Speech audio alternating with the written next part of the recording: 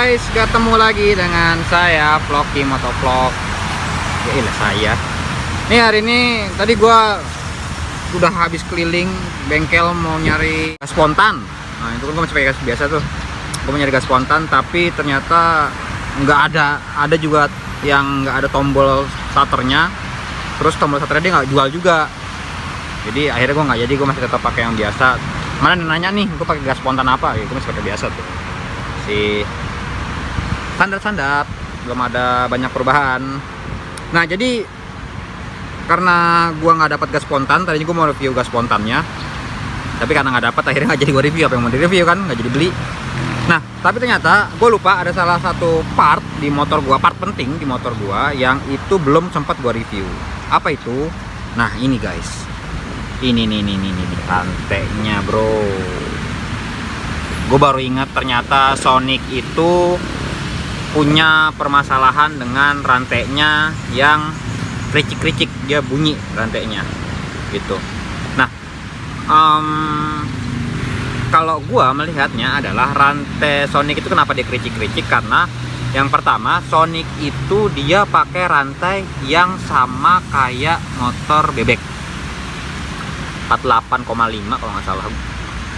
Gua nggak ngerti ukurannya, cuman tadi gua sempat ngobrol, ya dia sama ukurannya kayak bebek, tapi panjangnya dia lebih panjang ketimbang motor bebek.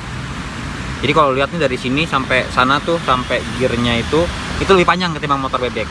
Nah itulah yang menyebabkan kenapa motor Sonic ini, atau Ayago lah, nggak cuma Sonic lah, gue pikir Ayago semua sama, dia punya permasalahan sama rantainya. Nah begitu gua beli motor ini, memang yang pertama terasa itu emang rantainya berisik, rantainya kericik-kericik banget. Itu gua nggak, sumpah gua nggak betah lah sama rantainya itu. Jadi akhirnya begitu gua punya uang, gua langsung beli rantainya satu set sama gearnya. Nah setelah gua searching, ada beberapa pilihan untuk rantainya itu. Yang pertama dia Triple S, lalu ada rantai ekstrim, lalu dia sih dua itu yang direkomend ke gua setelah gua baca-baca forum Sonic. Dua rantai itu yang direkomendasiin. Tapi begitu gua ke bengkel, gua ketemu sama orang bengkelnya, dia menyarankan gua beli rantai ini. Rantai inilah rantai Daytona.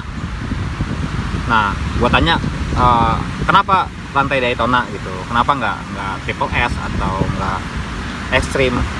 Ternyata rantai Daytona ini kalau lu lihat dia memang secara bahan lebih bagus katanya dan lebih rapi finishingnya ketimbang Triple S sama Extreme. Itu kata si mekaniknya, makanya dia menyarankan ini. Dia juga jual Extreme sama Triple S, dia tetap jual. Cuman kalau lu mau gua pilihin, pengalaman gua, lo pakai ini Daytona ini. Nah jadi gue pakai masih gear semua bawaannya, gear belakang, gear depan itu gue pakai bawaannya. Rantainya juga gue pakai Daytona, gue nggak ada ganti-ganti gearnya. Makanya gear belakang itu ukurannya adalah, kalau lo bisa lihat di sini, 46 gearnya, gede banget bro, 46. Terus depannya itu 15 waktu itu. Nah ini sudah hampir sebulan gue pakai rantai ini, dan sampai sekarang yang gue rasain adalah rantai ini bener-bener meredam si kericik-kericik itu. Gue nggak tahu karena gearnya besar atau gimana ya, cuman gue bener-bener merasa punya solusi, sudah diberikan solusi sama si mekaniknya untuk pakai rantai Daytona ini gitu. Cuman katanya syaratnya satu, lu jangan pakai oli buat bikin rantainya basah. Biar buat ngelumasin olinya jangan pakai oli atau minyak goreng atau yang lain lah, lo harus pakai chain loop. Itu aja syaratnya. Jadi ini gue udah sebulan nih pakai rantai ini, jadi dan sampai sekarang gue belum niat buat ganti karena gue masih ngerasain enak rantainya, nggak berisik. Terus gue juga nggak sering-sering ngasih chain loopnya, nggak perlu sering-sering, paling kalau gue lihat udah mulai berdebu baru gue kasih chain loop gitu, buat supaya debunya nggak nempel di rantai. Aja sih syaratnya sih. Dan kalau untuk harga ini tuh rantai termasuk murah kalau buat gua ya. Dia cuman berapa? Nggak sampai 500 harganya. Itu bro, nggak sampai 500 tapi lu udah motor lu keren dan nggak berisik.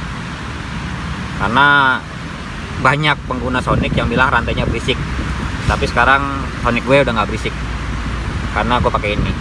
Terus kalau ditanya kenapa ukuran gear 46, apakah nggak gedean, ini kembali lagi ke saran mekaniknya. Lu pakai 46, gue jamin Sonic lu ngajir di tarikan bawahnya.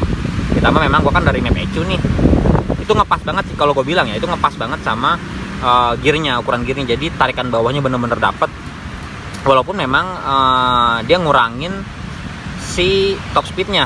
Tapi ya gue mikir di Jakarta kan hari gini, lu mau lari kemana sih? Emang cukup dapat top speed? Enggak kan? Ya kalau untuk warna gearnya sendiri nggak neko-neko, dia nggak. Kalau sekarang kan banyak yang warnanya gold, emas gitu kan. Ini enggak bro, simple banget rantainya, nggak kayak rantai variasi. Malah kalau gue bilang cenderung ini kayak rantai ori, cuman ukurannya lebih gede aja gearnya, itu doang.